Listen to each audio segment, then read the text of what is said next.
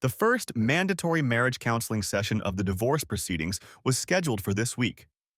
Marvin knew it would be a waste of time because Cheryl was so adamant about her desire for women's lib that she was unwilling to compromise on anything.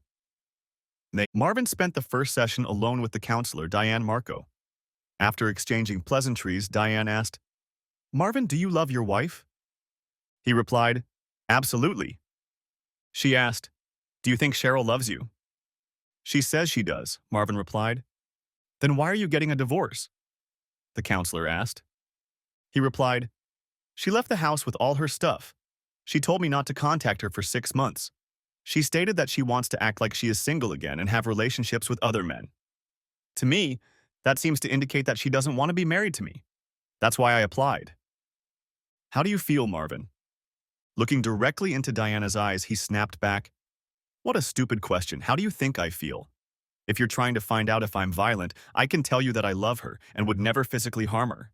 She's a good person. I think she's confused about who she is and who she wants to be." With growing irritation, he continued, "Trouble is, she's running right through a minefield, throwing rose petals all around her, thinking this escapade will have a happy ending. I hope you manage to reconcile us, but I'll move on while she drowns in introspection." Diana asked, "Since you filed for divorce right after Valentine's Day, can you tell me about that day?" He replied, "I bought 2 dozen red roses, treated her to her favorite chocolates, and had dinner and drinks for $200 at an expensive restaurant that's hard to get into. She gave me a card. It had a very sweet statement in it, but it was their words, not hers. She signed it Love C. We got into bed. I got a kiss that lasted a nanosecond, and then she turned her back to me and said goodnight. Thinking about it now, I realize I lost her somewhere along the way. I understand why she wants to leave, as she's not happy about our future, so I will be more firm about finalizing the divorce if she feels that way." Diana thought, "Great. I should be trying to bring these people closer together, not tear them apart. My job just got harder." Week 7. Cheryl came to Diane Marco's office for a reconciliation meeting. Diane asked the same questions in the same order that she had asked Marvin. She got the same answers from her that Marvin had gotten from her, up to and including the question about the reasons for the divorce. Cheryl replied, "I don't want a divorce. I told Marvin that I would go back to him in 6 months and resume our life together. I just want to feel free because when I was younger, I didn't have the opportunity to do what I want to do. I'm not getting younger or prettier. All my friends have interesting experiences and I don't. Is that so unreasonable?" Miss Marco asked the same question about Valentine's Day. "Nothing special, like everyone else's, I guess. A few flowers and dinner. Nothing special," Cheryl replied. Then Diane said, "Cheryl, Marvin said he only wants a divorce if you date other men. He loves you and wants to spend the rest of his life with you. Can you give up this idea of having relationships with other men to save your marriage?" She replied, "I don't understand why he is so demanding. I plan to go back to him in 6 months. He will like the new, more experienced version of me. We can go back to being the loving couple we've always been." Week 8. Marvin was on the junior college alumni board and made some projections for a possible fundraiser that he needed to present at the next board meeting. He called and set up a meeting with Tara Wilson, executive director of the Alumni Association.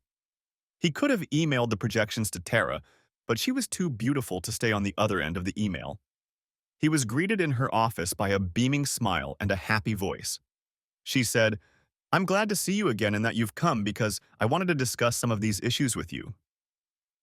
After a lively discussion of the forecasts, Tara said, "I don't mean to pry, but I heard that you were divorcing Cheryl. I understand your situation, as I was there 2 years ago, and it still hurts when certain things trigger my thoughts. Are you still talking?" "No," he said. "We parted amicably, but she doesn't want to communicate while she's engaged in introspection about herself and her life. There was no cheating or drinking problems on either side. We were just going in different directions." She asked, "I know this may be awkward for you, but I have a problem that you might be able to help me with. There is a formal charity dinner this Saturday night that I have to attend. I bought 2 tickets thinking my boyfriend would go with me, but now he's out of the picture. My problem is Patrick O'Kelly. I find him offensive, rude, and he wants to party with me. If he sees an empty seat next to me, he sits down and ruins my evening. I can't tell him to back off because he's a very generous junior college sponsor. You're the only person in this town who has enough influence to keep him away from me. Could you help me with this problem by becoming my beau? If you don't want to, I completely understand you given your current situation. He said, I would be happy to have dinner with you and keep you away from O'Kelly's handmaiden. Just tell me your address and time and I'll come over. I suppose I should wear a tuxedo? Tara took his hand, but not for a handshake, but as a friend, and said, Thank you very much. The canceled trip to Paris still haunted Cheryl. She thought, Marvin can be so romantic sometimes. I wish he would be more considerate of what I want to do. She had developed a connection with the guy at Starbucks, and they had gone out to lunch several times.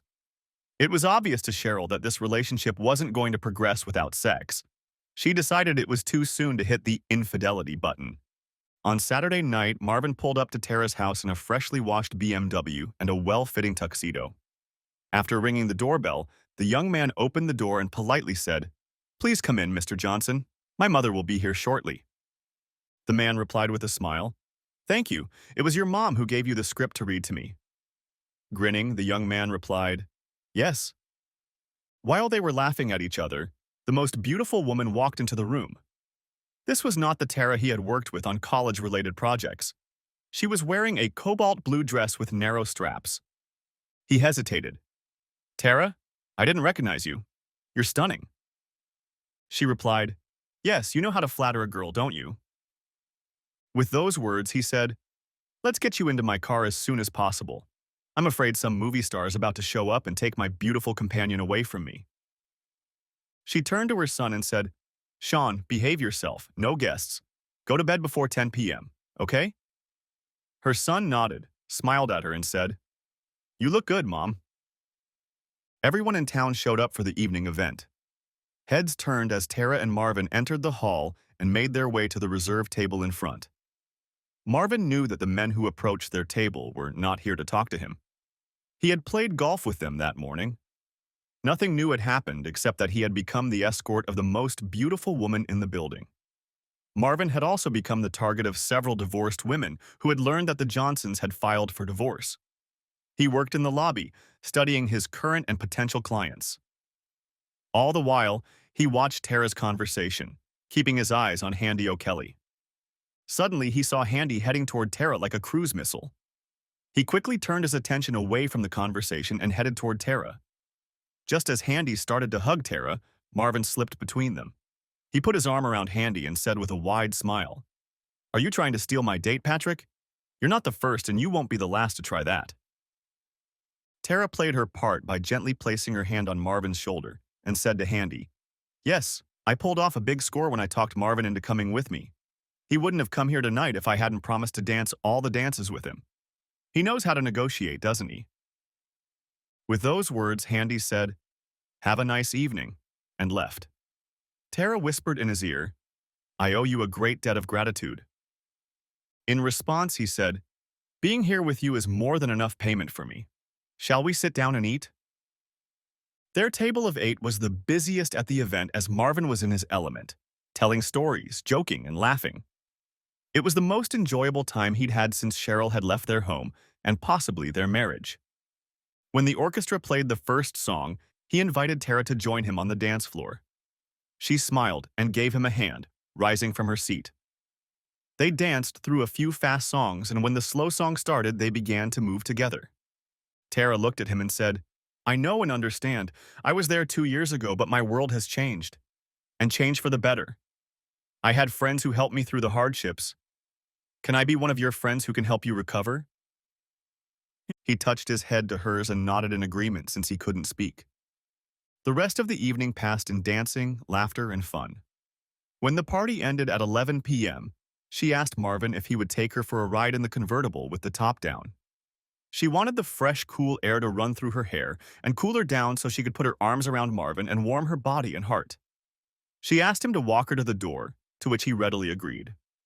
Marvin grinned and said, I haven't had this much fun in a long time. I can't figure out if it's because of you or because of my 200 friends who were around us. To find out what it is, can I take you out to dinner sometime next week? It's cheaper than paying for a dinner for 200 people. She laughed and said, I don't know anyone who can make me laugh with such a simple thing as asking me out on a date. So I agree. Let's go out Friday night. She hugged him longer than he expected, then pulled away and gave him a quick kiss, then went into the house. Marvin put the roof down and drove home. There was warmth in his heart. Cheryl went with her friend Patty to one of the clubs to have some fun. Patty had been divorced for several years and understood what partying was all about. She knew Cheryl was pretty and fresh enough to attract a few guys to their table that night. And she was right. As soon as they walked in, several guys took notice, walked over, and asked Patty who her friend was. After introductions, Tim, Dan, and Harvey bought the girls drinks, promising that the dancing would start soon. Tim and Cheryl took the stage to a few fast songs. When a slow song came on, Cheryl hesitated to make physical contact during the slow song. Tim knew what to do. It had been years since other men had been this close. Cheryl reminded herself that this was the kind of socializing she had come to expect, socializing with strange men for unknown purposes. Over the course of the evening, she had learned the names and numbers of several men who wanted to go out with her. This made her female ego purr. I am still desirable to men. I can choose who I want to be with. Late that evening, both she and Patty went home without men. Week 9. On Wednesday, several of Cheryl's office staff came to her with the morning edition of the junior college's internal media. The centerpiece was an article about Tara Wilson being instrumental in the success of the children's charity event on Saturday night. The article had several pictures of Tara and her unnamed companion. Cheryl timidly wondered if that was her husband, from whom she was now separated, next to the extremely attractive Tara Wilson and dancing with her. Stunned, Cheryl stared at her husband's picture while the other women waited for her response. She muttered, "Yes, that's him." On Thursday, Cheryl walked into Betty's travel agency and asked for a big favor. "I really need to talk to Marvin. Could you call him and ask him to talk to me? I'm not lonely. I'm not sad. It's just that my kids won't talk to me and maybe he can get the kids to contact me." Betty said, "I won't interfere with your relationship. I will call Marvin and ask him if he will talk to you. If he says yes, I'll give you the phone and go into the next room. If not, I'll thank him and hang up. Any questions?" Cheryl replied, "No questions and thank you for doing this for me." Betty called Marvin and asked if he wanted to talk to Cheryl, and he replied, "Not really, but maybe I should. You can put her on the phone, and I'm sorry you're in a tight spot, Betty." Picking up the phone, Cheryl said, "Good morning, Marvin. I hope you're having a good day." He replied, "Yes, what do you need, Cheryl?" She asked, "Can we meet and talk? I really need to talk to you. It's hard for me to talk on the phone with Betty. Please can we meet for a few minutes?" He replied, "Then we will be breaking one of your inviolable rules for your convenience. I can't contact you, but you can contact me. This is all because you changed the rules I thought we were supposed to live by, isn't it?" She replied, "Please, Marvin." Reluctantly, he said, "Okay, we'll go to lunch today. Someplace we don't usually go so people won't think we're getting together." She replied, "I can make you lunch at my house." "Absolutely not. I don't want to enter your sanctuary of experience. Alberto's restaurant is just off the highway. I'll be there at noon. Anything else?" "Thank you very much, Marvin," she said as he hung up. When they pulled up to Alberto's restaurant, Marvin saw Cheryl in a corner booth. When he approached the booth, she stood up, opened her arms, and hugged him. It was awkward. He just stood there with his arms at his sides while she hugged him. She started the conversation on what she thought was a light note. "You're looking very fit. Cooking must be good for you." He replied dryly, "It's not my cooking. It seems like every other night some woman brings me food and asks me how I'm doing. One night they lined up 3 people at a time to bring me a home-cooked meal. The local women are very good at feeding me and taking care of me." That made Cheryl angry, and she asked, "Was that whore Mary DeFalco one of those women? She always looked up to you when she was around us." Grinning, he replied, "Yes, she was one of the first to stop by, and I must say she makes the best lasagna I've ever tasted. Invite her over any time." She gritted her teeth and moved on to the next topic. "Marvin, I know I've disappointed the kids and they don't understand what I'm trying to do, but I miss talking to them. None of them have talked to me in weeks. Did you tell them not to talk to me?" "When they were here, I told them that you were still their mother, and they should treat you with respect," he replied. She quickly asked, "They came to see you, not me. It breaks my heart." He snapped back, "Yes, it seems to happen a lot." Then he stared at her for a moment. Cheryl stared at the table. Then he said, "I'll call them this week and have them call you. I won't make them call. I'll ask them to call you. Speaking of will call, you may take offense to some of the names they'll call you. So be prepared." Now, Cheryl had 3 for 3 negative responses she didn't want to receive, so she moved on to the next topic. "I saw your picture in the paper with Tara Wilson. Are you two dating?" He replied, "She didn't have a date to the charity dinner, so she asked me to be her date. I haven't had that much fun in a long time. She's a very beautiful woman." "She asked you?" she asked. "Yes, it's hard to believe that a beautiful, talented, intelligent girl asked me out, isn't it?" he said, looking her straight in the eye. Even though he was looking her straight in the eye, he felt a strong gulp escape from her throat. "Marvin, I haven't budgeted for a lot of things and I'm short on funds. I know you've always made sure I pay my bills, that I have a good credit history, and I want to keep it up, but with utilities, new health insurance, an apartment mortgage, moving expenses, and storage costs, I'm in a pinch. Can I borrow $2,000 from you? I'll pay you back, I promise." He didn't say anything. He just looked at her with frustration and annoyance. Slowly, he pulled out his checkbook, wrote her a check, and held it out across the table. She said, "Thank you very much. I'm embarrassed to ask you to do this. I had planned to become a more independent woman, but so far that hasn't happened." "Are we done?" he asked. "One last question," Cheryl replied. "Can you tell me about the trip to France that Betty and Cindy told me you organized?" Marvin sighed again. "Well, there's not much to tell. I planned this trip for us so you could go to France. I knew it was something you had always wanted to do. I had the papers with me the night you told me you were leaving me. I canceled the trip since it looks like you are no longer in my life." Trying to hold back tears, Cheryl said, "This is the most selfless and wonderful thing a man has ever done for me. You are truly a wonderful and considerate husband, and I love you for that. Please remember that I'm not leaving you. When we are together again, I will spend the rest of my life making it up to you." "Are we done?" he asked. When Cheryl nodded, Marvin got up, paid the bill, and left. Later that afternoon, Marvin called Tara and asked if she would agree to go out with him on Friday night. Tara replied, "Yes, I'm on the calendar and I'm looking forward to it. What do you have in store for the evening?" He replied, "Since your junior college baseball games are Friday night, and the forecast says it will be a beautiful spring evening, I thought it would be nice to go to the game, eat at the park, and watch the games. How's that for an idea?" She replied, "How great, that's a great idea. Do you want me to take 2 seats for us in the faculty box?" He replied, "No, because then it would be like a job for you. I'll pick you up at 4 p.m. and we'll take seats when we get there." "Great, see you then." Marvin took good seats on the third base side of the field. The first thing they did was grab sodas and popcorn. As they started on the popcorn, Marvin asked, "I took a chance asking you about the baseball game tonight. I didn't know if you liked outdoor activities or sports." Tara replied, "I love all sports, played softball in high school and a little in college. Tonight is as good a time as any. I've been here for 2 years and have never been to a game. Thanks for thinking about it." He asked, "Does your son play sports too?" "He plays sports but is now considering golf, but logistics and transportation are difficult because of my job." Marvin thought for a few seconds and said, "Our country club has a program for young golfers for this summer, and it's great. 5 hours on Tuesday, Wednesday, and Thursday, each week from 10 a.m. to 3 p.m. The first hour is golf instruction. The second hour is playing 3, 4 holes, and at noon, they get hot dogs and hamburgers. After lunch, they go to the pool until their parents come to pick them up." "My goodness, that would be perfect for him. But how much does it cost?" Tara asked.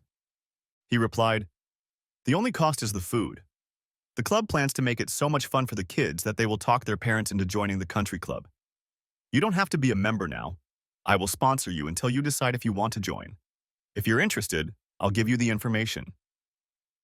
Tara brightened and said, "That would be great. Thank you for thinking of him and me." The rest of the afternoon and evening was spent watching 2 fun baseball games and eating hot dogs and popcorn. They laughed and talked like 2 high school students recognizing each other. Gradually, Marvin realized that he had brought a blanket with him. Not so much to keep warm, but to have an excuse to snuggle up to Tara. She didn't seem to mind. The evening ended with a hug, a brief kiss, and a promise to meet up the following week. Week 10. On Sunday, the golf course at the country club was closed for the first golf tournament of the spring. It was to be played in a scramble format with each competitor taking one shot and the team selecting the best of 4 strokes. The Golf Pro forms teams using handicaps to determine the A, B, C, and D players. Marvin was a B player and was very surprised to see Greta Gustafson as an A player. Greta has been playing on the LPGA Tour for about 10 years. During those 10 years, she has been one of the most photographed players on the tour. Not for winning events, but for the way she looked. 5 feet 5 inches tall, long blonde hair, an hourglass figure that could be shown off in shorts and tight golf shirts. She was originally from Sweden, and her voice was soft and sing-songy. She used her winnings and sponsor money to buy and expand the largest insurance agency in town. After introductions, the 4 players got into their carts and headed for the first hole. Marvin was excited to see that Greta was coming with him. He told her, "We haven't met before, but I've seen you here many times." Greta replied, "I know who you are because you gave the president's report at the annual meetings. It's nice to meet you." Player D hit first, followed by players C, B, and finally A. When Greta bent over and stuck her club into the ground, it was clear why she was so beloved on tour. That ass was the most beautiful ass Marvin had ever seen. Turning her torso, her long arms swung sharply, creating a powerful shot.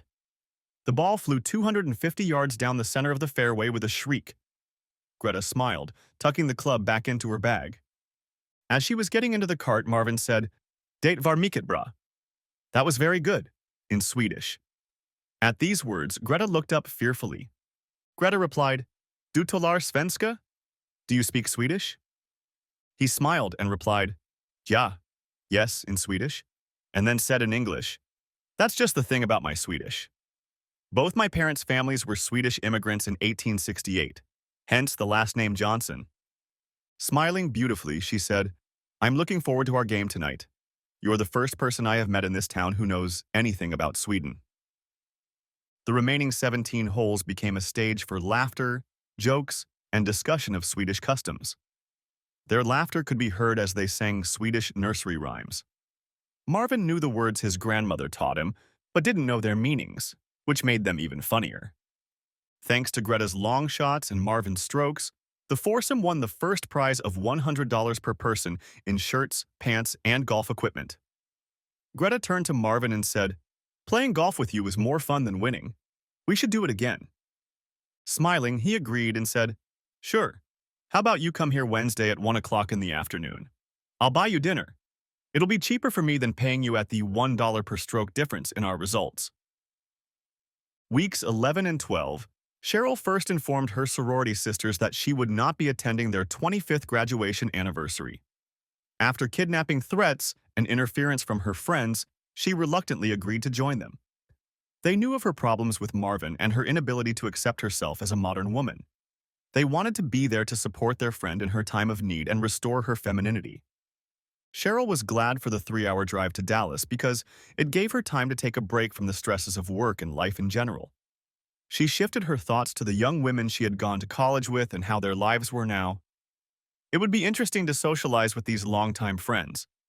They rented a corporate retreat building that had 6 bedrooms, a kitchen, and a central meeting room with couches and upholstered chairs instead of tables. The 6 bedrooms were separated so each person had their own room with a private bath.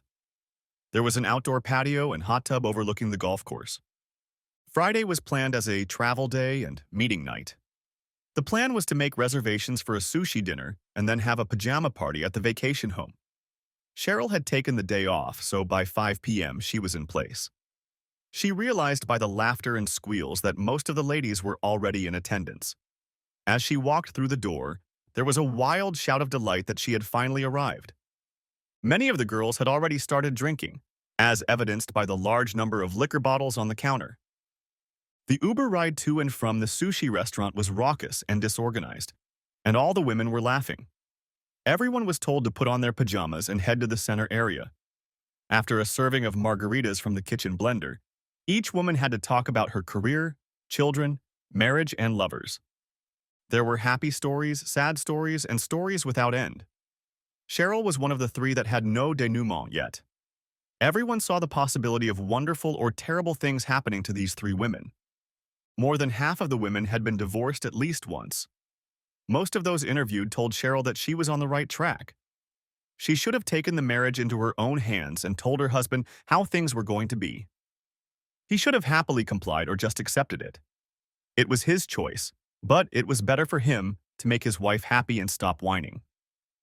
The girls applauded Cheryl for pulling herself together and telling her ungrateful husband she was moving out for 6 months, and for being a strong modern woman. They loved the no-contact rule and the fact that she lives as a single woman not bound by the constraints of a marital relationship.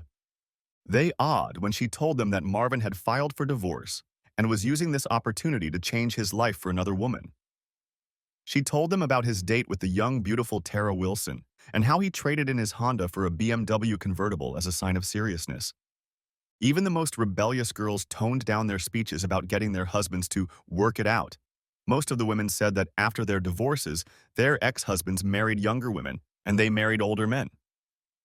All agreed that they needed to proceed with caution and not force him to make a choice she didn't want.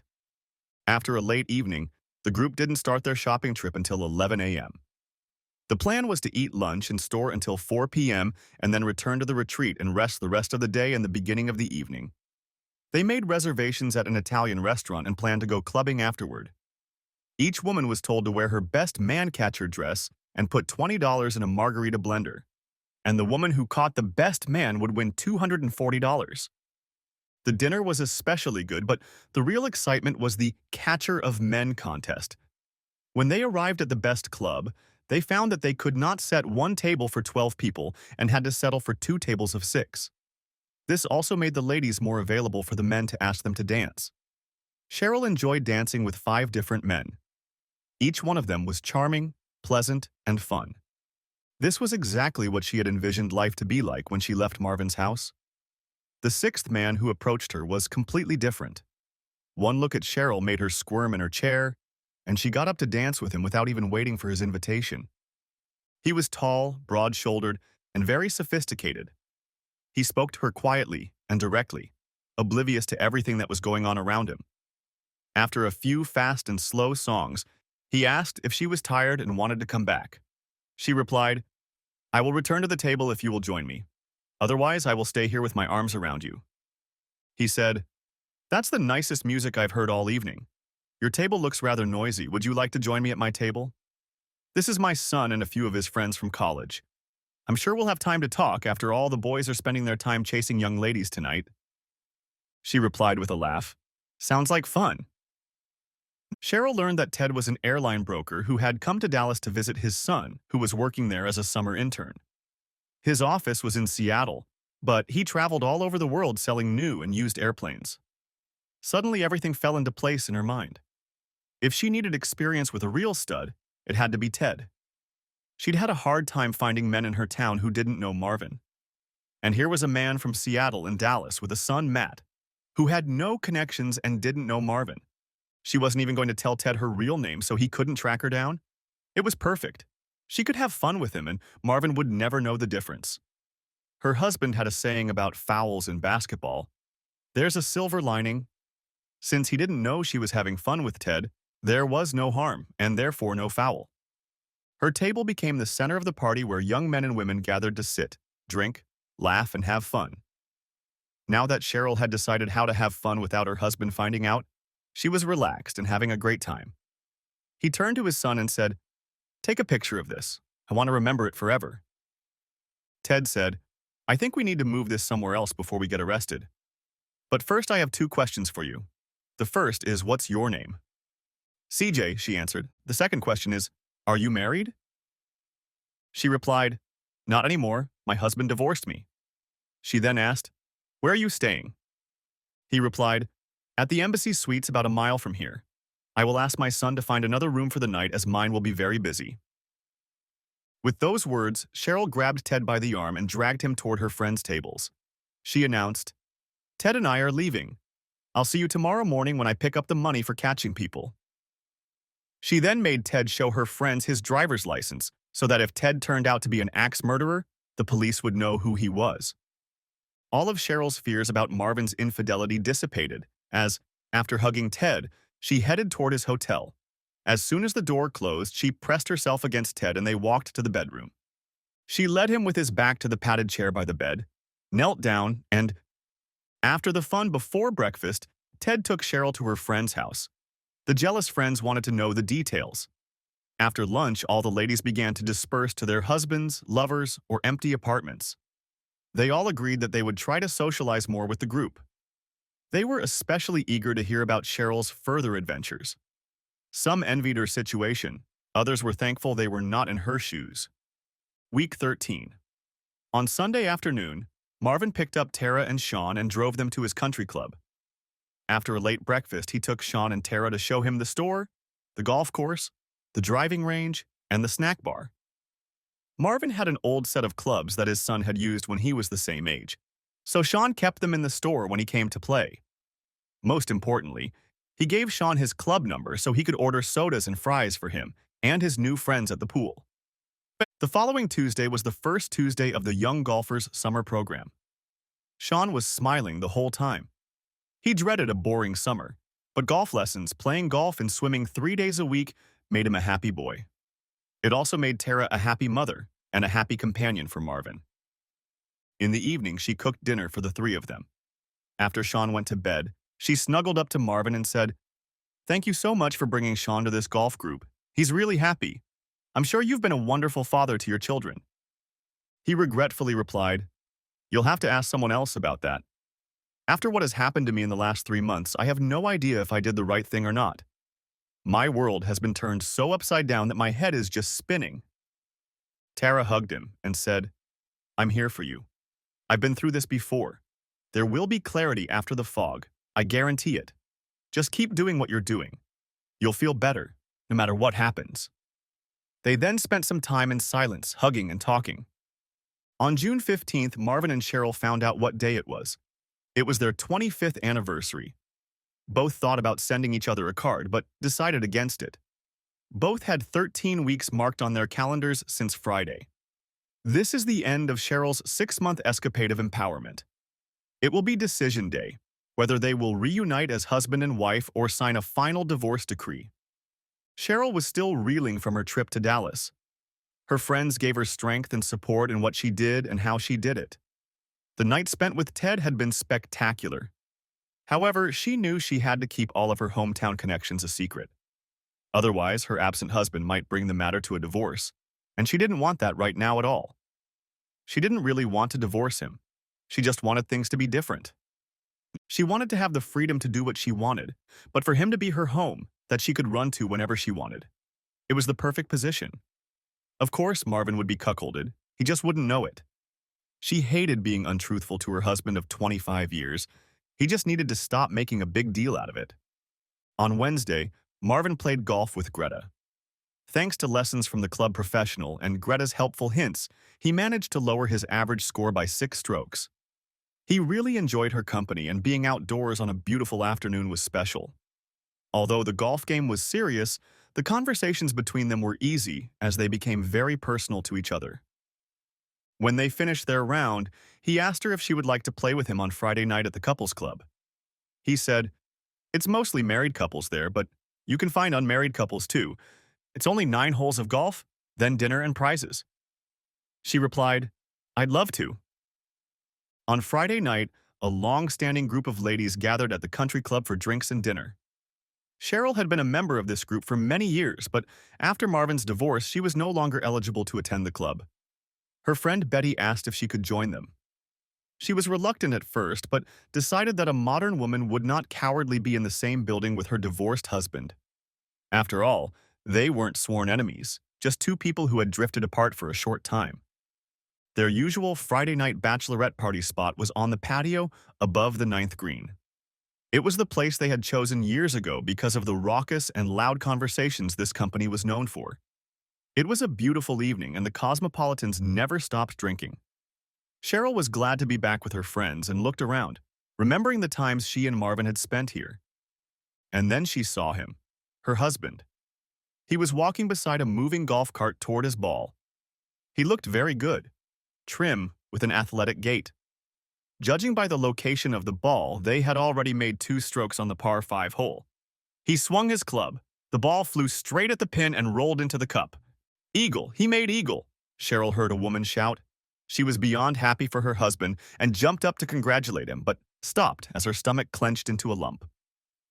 A tall blonde woman jumped out of the cart and ran up to Marvin. "No!" He turned to her and she put her arms around him and gave him a quick kiss. They didn't care who was watching. They didn't hear the cheers and taunts of those around them. The 2 golfers hugged and headed for their cart. The ladies at the table gasped as they realized what Cheryl had seen. Cheryl grabbed her purse and ran to the car. There she burst into tears. Another beautiful woman followed Marvin. He had to wait for her decision on how soon she would return to their home. It should have been her decision, not his. He would have liked to trade with her, but she was upset that she was the one who was to be traded. Week 14. Diane Marcos set up a joint appointment for Cheryl and Marvin to meet with a mediator. They hadn't seen or spoken to each other since their lunch 5 weeks ago. They pulled up to Diane's office at the same time. As he turned off his BMW, Cheryl complimented him on his beautiful car and asked, "Would you mind giving me a ride after our session is over?" As he got out of the car, he replied, "I'm sorry, but I have a golf game this afternoon. Besides, we're not supposed to have any contact with each other." She replied, "I'm looking forward to our session today. I hope we can settle our differences and be a couple again." He grinned and said, "Yes, me too. But with you moving, any reunion will become difficult." Diane welcomed them into her office. "I'm so glad you're talking to each other. This is a good start to reconciliation. After our last meeting, I informed you that this would be a joint meeting. Each of you will be able to talk frankly with each other and find out what we have in common. From our first meeting, I realized that you both care and love each other. You both want to stay married. The only stumbling block is that Cheryl wants to have experiences with men other than Marvin. This is a real problem for him, and he has vowed to finalize the divorce if Cheryl is unfaithful. Do we agree that this is our stumbling block?" Both replied, "Yes." Diane asked Cheryl if she wanted to talk first. Cheryl replied, "Yes, I would like to start. Marvin, I really, really love and respect you. I want us to be together forever, but I feel incomplete and lacking in world experience. From what I've read, I realize that sexual interaction is different from intimacy. You can have an experience with someone without caring about them or even loving them. It's just a physical act, just like a handshake or a hug." She continued, "Intimacy is different. If you have an intimate relationship with someone, you are deeply emotionally attached to them. It's a lifelong connection. You and I have an intimate relationship. I'm doing this with you because I care about you, and I care about you. Another way to describe your fear of a cuckold is that you've had the flu many times. It's a physical event, an event you didn't like, but you dealt with it. You moved on, rather than ruminating and raging about it for the rest of your life. It wasn't pleasant, but you dealt with it." She continued, "It's the same as if I had a short relationship with someone else. I feel like I need this contact to become more of a woman to you, not just a wife. I hope you understand where I'm going with this." Taking a deep breath, Marvin said, "I thought it was interesting that you said you have a lot of respect for me as a husband and a man. But at the same time, you say you don't respect me as a man by wanting to do it with other guys. It's demeaning to me, and I find it terribly offensive." Almost indignantly, he said, "You're saying you'll get over it shows an ignorance of how men think. Since the beginning of time, it has been built into the DNA of men that they don't want other men having fun with their female companion. It has to do with preserving the species and masculinity. You can go back thousands of years and see how men thought this way."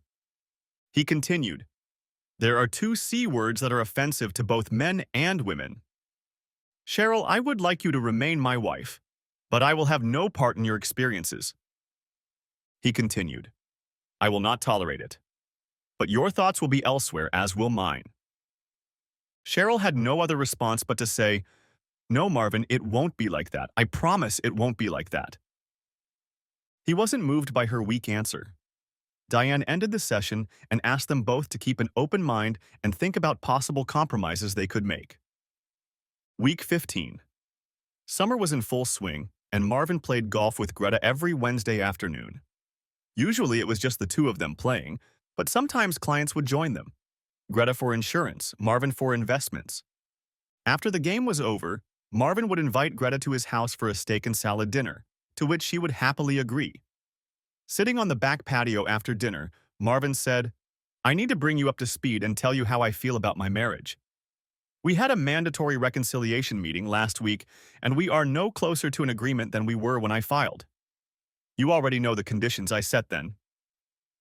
He then said, "I feel that you and I are very close to each other, so I can say that I like you very much, and I want to keep our relationship.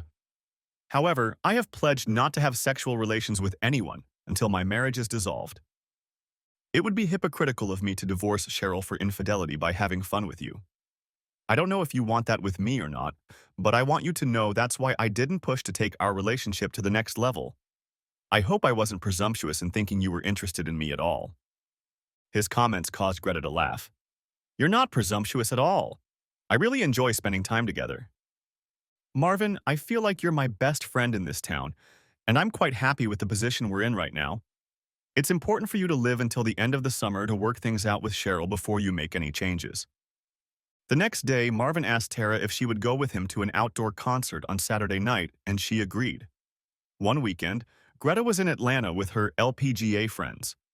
They rode around town in Marvin's BMW convertible because it was so much fun on a beautiful summer evening. "I have to tell you, Marvin, you have made my son's life and mine just wonderful this summer. Sean loves the junior golf program. He's made some wonderful friends. And I have a wonderful friend in the form of you. You guys have been so much fun this summer. I hope the summer never ends." He said, "I'm afraid it will end with a big bang. Cheryl's Women's Empowerment Project ends on the last day of August, and we need to decide what we are going to do. Earlier this week, we had a reconciliation meeting with our psychologist. I gave my speech, she gave hers. Neither of us moved. This brings me to a topic I hope not to overstep. We've been close this summer, and I'm enjoying the two of us and the three of us together." He continues, "This is a time when the average couple is either engaging or drifting away from each other. I intentionally don't do this with anyone during Cheryl's 6-month escapade. How can I divorce her for adultery if I'm having sex with someone else? That's why I've been celibate for the last 15 weeks. Laughing, Tara said, "I'm so proud of you. I was worried you'd go crazy with revenge and it might ruin your life. I understand you because, as you know, I've been there once before. I suspected that's what you were doing. It will be interesting to see what happens to your life this fall." She asked, "While we're on the subject, I want to ask if this no-sex rule applies to Greta as well? I don't mean to be intrusive or possessive, but I know you spend a lot of time with her and I don't want her to be treated as a Plan B woman. My ex-husband had a girlfriend and I was very hurt when he chose her over me. I hope you understand my position." He took her hand and said, "You don't have to worry about me waiting for you. Greta and I are great friends and enjoy spending time together. About 90% of the time we spend together, we talk golf or business. She welcomes the no-sex rule because she doesn't want to get into a relationship with someone without having any idea where it will lead. Please don't worry. You are special to me, and I don't want to hurt you." Week 16, Week 17. Summer was getting closer and closer to fall. Marvin played golf with Greta every Wednesday and spent an evening with her every week. Marvin spent most of his time with Tara and also with her son Sean, which suited them both. Week 18. Greta did not participate in the country club tournament on July 4th because she went to Atlanta to play golf and see friends. Marvin invited Tara and Sean to come to the fireworks show at the golf course. Sean socialized with his golf buddies, and they sat in lawn chairs, drinking drinks and enjoying the evening. Tara noticed that he was looking off in the distance toward his house.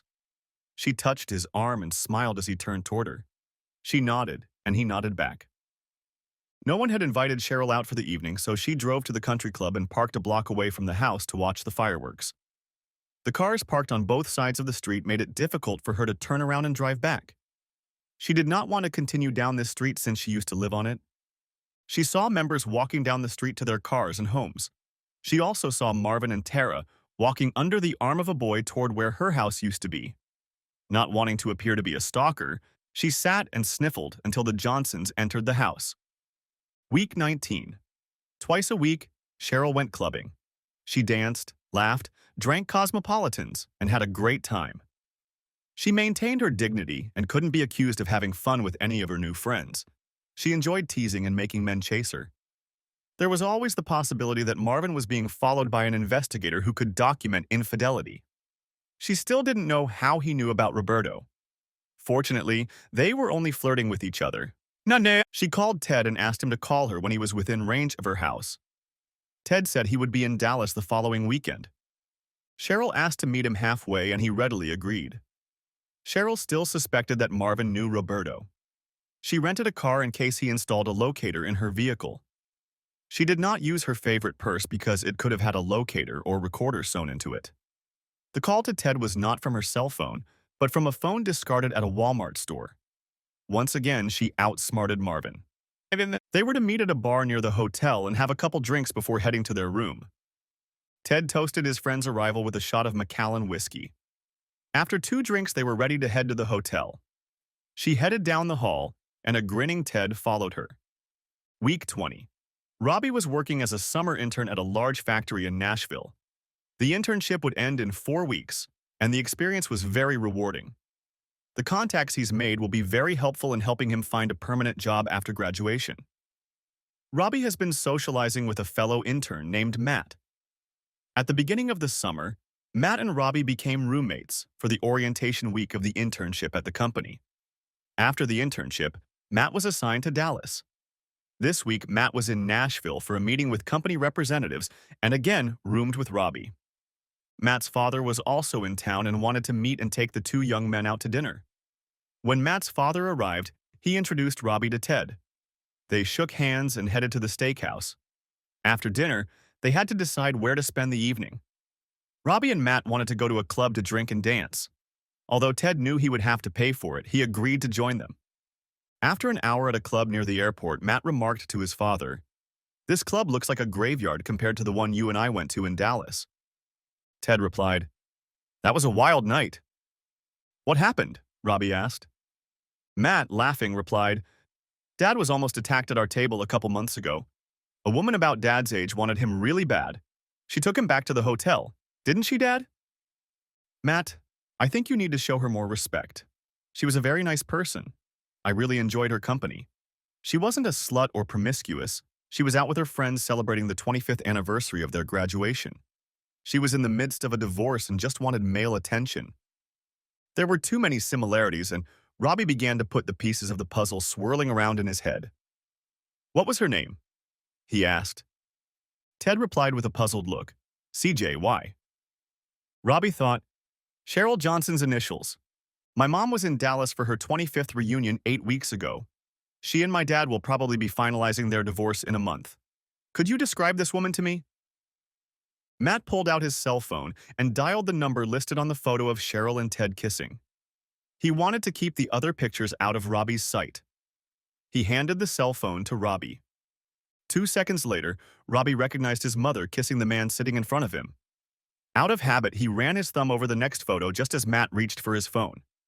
Matt said, "I don't think that's a good idea, Robbie." Robbie looked at him and said, "It's not for me. Dad needs to know what happened because they're either going to rebuild their marriage or get a final divorce. He has to know."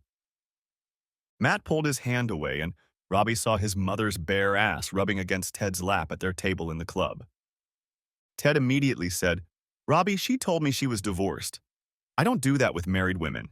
I've been hurt twice when other men entertained my then-wife.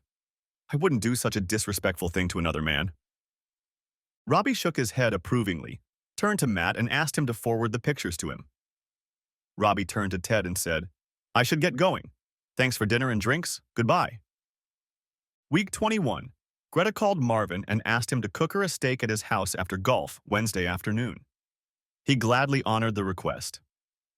After a great steak, red wine, and dessert, Greta asked him to sit next to her on the couch. It seemed to him like a budding breakup. Perhaps she had changed her mind after their conversation last week. Greta began to speak like this. "You know how much I enjoy your company. We've become very close, and I want to ask you something that I hope won't hurt our relationship." Marvin felt a lump in his throat. Cheryl's ghost was alive. After spending 5 months with you, I have come to the conclusion that you are one of the most honest and intelligent people I have ever known. Your business practices are efficient, profitable, and you make every transaction a win-win for both the client and your company. I admire what you have built. I also know that one day you will want to slow down and work less. Your children won't want to come back and run your company, and I'd hate to see a viable local company sold to a chain. For that reason, Marvin, I would like you to consider merging our companies. Our companies are very compatible and would complement each other. My company, compared to its peers, has maximum market penetration, as does yours. If we merge, I will have access to a new client list and you will have access to my clients. By the time you're ready to retire, I can run the company and take your place as president. Then I can buy out your half and you can retire or work part-time. I know you have a big personal decision to make in a month, but I feel like I need to touch on this topic now before you make another decision that will affect your company. You don't have to make a decision now. It's just something you can think about. We spend a lot of time together, so we can work on it piece by piece until we come to a decision. I was so afraid you were going to say you didn't want to be around me anymore. Instead of the expected pain, I got a wonderful offer. I really like your idea. I was hoping Robbie would come back and join the company, but after what he's been through this summer, he's standing firm on his decision to pursue an engineering degree. I can see how we can bring companies together. When we entertained joint clients this summer, I thought it was very rewarding. I'm very glad you brought it up as I was very impressed with your business acumen and dedication. I would love to pass on the legacy of my family business to you someday. Week 22. After much agony, Robbie called Cindy to tell her about their mother's infidelity. He emailed her a picture of Cheryl kissing Ted for her to look at. Cindy replied, "I don't think a kiss like that fits the description of infidelity. However, you have Ted's admission that they had physical contact." Robbie then emailed her a picture of their mother with Ted. "I didn't want to send you that disgusting photo, but between what Ted told me and this photo, there is no doubt what she was doing with him." Robbie had time to calm down from her outrage at her mother's act. The photo caught Cindy off guard and she went on a rampage, calling her mother various foul words. In tears, she said, "Can you imagine what this will do to Dad? He devoted his life to that selfish whore and look how she repaid him. It's horrible. How are we going to tell Dad?" "I know," Robbie exclaimed. "As the eldest, do you want to tell him? Or should I do it since I've already talked to Ted?" "Let's do it together," she replied. "We have to do it in person, not over the phone. He's going to need us. What's left of our family has to stick together." Week 23. Maywin was surprised when Cindy called to ask if she and Robbie could join him next weekend. Maywin was excited that they were coming to visit him. He missed them, since this summer was Robbie's first time away from home. The happiness was shattered when they told and showed him what Cheryl had been doing in Dallas, traveling with her girlfriends for her 25th birthday. Marvin's voice was measured and his face pale. He said quietly, "I thought it was going to happen, and I was dreading the day I would find out for sure." She was so excited about the event that with my mind I knew it was going to happen. But in my heart I hoped it wouldn't happen. I didn't have the investigator look into the relationship with her because I didn't really want to know, but deep down I needed to. More than anything, I'd hate for you two to see that picture. She was a good mother to you and a good wife to me. It's a shame she went off the rails. This is one example of how the saying, "absence makes the heart more beautiful," is not true. The longer I live without her, the less I want her back. Having made the decision to divorce, Marvin wanted to spend the rest of the weekend enjoying their children. They purposely didn't want to contact their mother because they didn't want to see her. Their laughter was strained, but they were pleased to see their father. They were proud that he didn't cry or whine, but Marvin had more than 6 months to prepare for this.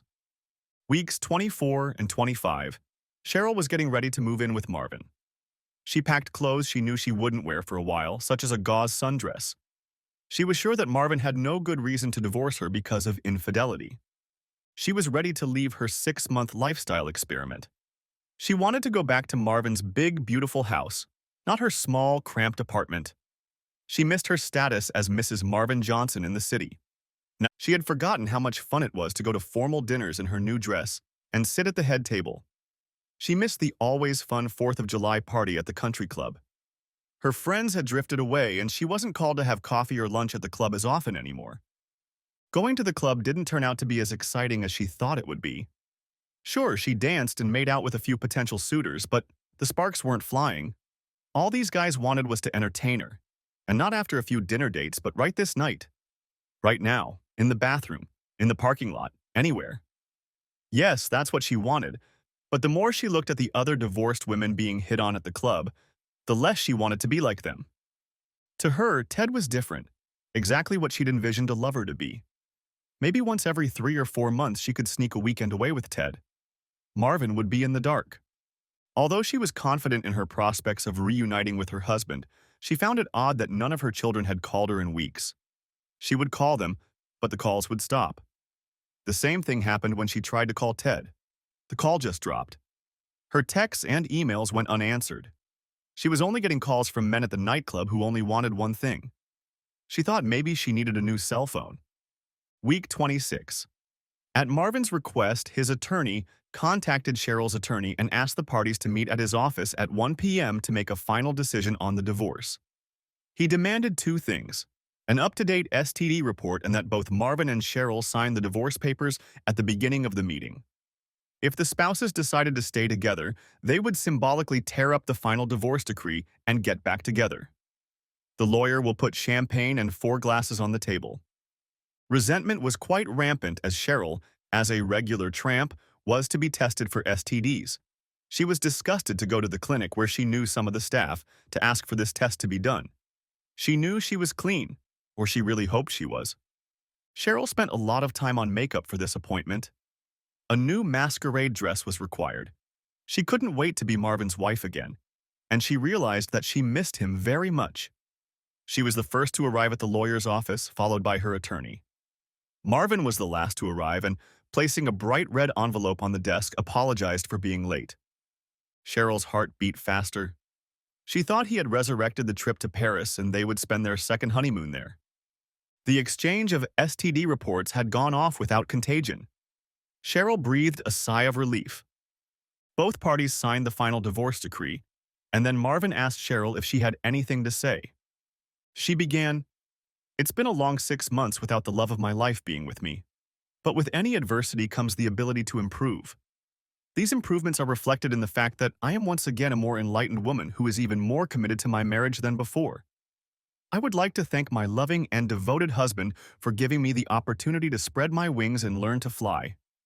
Marvin, you will never regret the gift you gave me because I will demonstrate my loyal love for you for the rest of the days of my life." Now it was his turn, and he said, "Faith is trusting someone. All marriage vows speak of the faithfulness of both parties because without trust, there is no love. That brings us to the initiation of this divorce petition and my desire that my wife and I remain faithful to each other. I have spent time with several women over the past 6 months. I have not socialized with anyone during that time. Cheryl, have you remained faithful to me?" Shocked by the formality of his comments, she replied, "Yes, I have remained faithful to you." Marvin made a grimace at her comment. Cheryl noticed his reaction and became concerned. He picked up the red envelope and pulled out a picture of her kissing Ted. He asked, "Have you been faithful?" She started to stammer and mumble something, then said, "It was just a kiss. It didn't mean anything. I wasn't unfaithful." He pulled out another vulgar picture. "Is that what fidelity is?" She was so flustered that her lawyer advised her to keep quiet. But she said, "Where did you get this picture from? Were you following me? My dress was accidentally pulled up when I tripped and fell on a strange guy." He replied sternly, "That is the most disgusting situation I have ever been in. This picture was taken by a friend of one of our sons in Dallas. Our son found out about the picture when Matt and his father were laughing at the slut who jumped Ted at the club. They confirmed that it was you by showing him the picture presented here." At this revelation, Cheryl's face turned pale, and tears came to her eyes. Marvin growled, "Imagine the pain of a son seeing his mother in a crowded club as she tried to pick up some guy to entertain her. Our son sat across the table from the man who made his father a cuckold and his mother a whore. Imagine what was going through his head looking at that disgusting picture. And you wonder why the kids don't return your calls." He turned to his attorney, handed him both signed copies of the order and said, "Please file them." Marvin, the sex meant nothing to me. It meant nothing to Ted. It was just a physical activity, no love, no commitment. He said sternly, "That's even more cruel, Cheryl. You think sex with Ted means nothing to you while you know it means the world to me. How disrespectful that is to me. That's the worst thing you could say to me." Cheryl fell into a puddle of tears, moaning and mumbling. She didn't have the strength to get up to leave, even when the lawyer pulled her by the arm. She repeated, "No, no, no. I want to be your wife again. Please forgive me. I promise to always be faithful. Please don't do this to me. I don't want to be divorced like the other women in the clubs. Please don't push me away. Forgive me. I will never do this again." As he left the office, he could hear her crying and sobbing all the way to her BMW. Marvin took the rest of the day off. He went home, as he felt it was dangerous for him to drive or even be around people. He poured a large glass of whiskey, lit a cigar, and turned on the Frank Sinatra channel on Sirius Radio. The view from the patio terrace was quiet and serene, just what he needed. He looked at his turned-off cell phone and saw Cheryl calling him every 5 minutes, and then deleted those calls. Tara and Greta called a few times, as well as Robbie and Cindy. All in good time, he thought. Secretly, he knew this was how it would end. Cheryl wanted it so badly that it was inevitable. It was why she had to move all her possessions out when she left 6 months ago. He wanted her gone so he could get used to being without her. Her, the woman he loved but had lost over time. Since last summer, he'd seen her resentment of their marriage grow. Whether she cheated or not didn't matter. She was gone. When he spent time with Tara and Greta, they showed more concern for him than Cheryl. They had exceeded the 25-year guarantee on their marriage. Whether it was the whiskey, or the cigar, or the fatigue, or just relief, or a combination of all of these things, caused him to lie unconscious all afternoon and all evening. He awoke to Tara's light touch. She asked with a concerned look on her face, "Are you okay?" He smiled weakly and replied, "Yeah, but why wouldn't I be okay?" She laughed and said, "I see you haven't lost your sense of humor after your divorce." He replied, "It turned out just like I thought it would 6 months ago. She's gone. It was nice to just sit here in silence. I've been emotionally preparing for this day since she left. Without knowing the exact details, I knew what the outcome would be. I wasn't blindsided by it. I could at least make alternate plans for the future and not be a rudderless canoe for the next year." She sat down next to him, put her arm around his shoulders and asked, "Does that future include me?" When he quickly replied, "Absolutely," she brought her face close to his and kissed him. Then she said, "As long as you have plans for me, I can wait. Take your time and don't rush things. You are feeling the last gasps of a 25-year relationship. They won't disappear quickly. I'll be there for you." Then she kissed him again and left. Cheryl was so sure that her husband would gladly welcome her back into his home that she had arranged to leave the apartment at the end of the 6-month lease. Now she needed to find a new place to live. Because the apartment building was completed, the owners did not offer her a new apartment discount. Instead, they raised the rent by 40%, putting her in a difficult situation. In the divorce, she didn't push for more money because she knew Marvin would take it back. Besides, the house had been given to him by his grandparents, and the company had passed to Marvin from his father before their marriage. The divorce papers were just for appearance's sake so people wouldn't think he was a cuckold. Diane Marco testified that Cheryl did not want to give up her right to do it with other men, forcing Marvin to divorce her. The judge upheld her right to do so and approved a settlement unfavorable to Cheryl. True, she was allowed to keep her teacher's retirement account. Because she was fully employed and had no children, no child support was awarded. This was not factored into her new budget as she was to live at Marvin's house this week. She was to move to a cheaper place. Paying moving expenses again and deposits would be very difficult. She would have liked to have a small house, but that would have required yard work. That was being done by her now ex-husband, and she didn't want to do that work.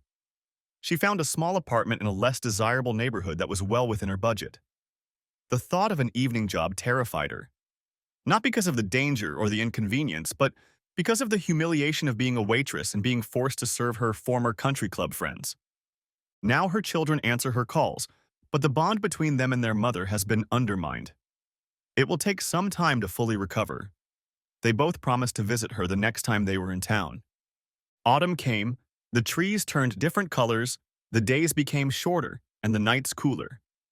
Cheryl shuddered and thought, this is going to be a long, cold winter. The next morning was Saturday, and Marvin slept late. He told his Saturday golf group that he would not play that day. Around 10 a.m., Greta appeared in the doorway. She said, I heard it was brutal, but it's over. Who told you that? Greta smiled and replied, we have the same lawyer, silly. He knows how close you and I are. Besides, I threatened to break all his golf clubs and his left arm if he didn't tell me. He laughed and hugged her. She asked, is it finally over? Yes, it's finally over. She said, good. Now that you are starting to make plans for the rest of your life, I want to tell you something. I wanted to tell you before, but you already had a lot on your mind, and I had so much fun with you that I just couldn't tell you. Please sit down with me. He hesitated, trying to imagine what she was going to say. In a soft voice, Greta said, the ladies in town find you quite attractive, and as the final decree is finalized, you will be noticed by more and more women. As you make plans for your life, you probably intend to remarry someday. If I were fortunate enough to receive an invitation, I would refuse you because I am already married. This made him jump to his feet. What, when, how? Was all he could formulate in his mind. He asked, who is your husband and where does he live? My wife lives in Atlanta. We've been married for 5 years. One of the reasons I travel there often is to see her. Marvin, I'm a lesbian and have been for 10 years. That doesn't change the fact that I love you like a best friend and want you in my life always. I can love you but not marry you. As far as I'm concerned, we can continue to live the way we did this summer, if Tara doesn't mind. In fact, I'd like to improve my relationship with Tara. I want her to know that I'm not trying to steal her man. If she's important to you, then she's important to me. After all, we are business partners. She continued, I was pleased and reassured by the no-sex rule you instituted this summer. It has not put me in an uncomfortable position. My wife doesn't want me doing it with you, just as you didn't want other men doing it with your wife. She doesn't like the idea of me being a cuckold. I have a great friend who just divorced his wife for doing it with another man. Thanks for watching. I hope you enjoyed it, so subscribe to my channel and watch the next video.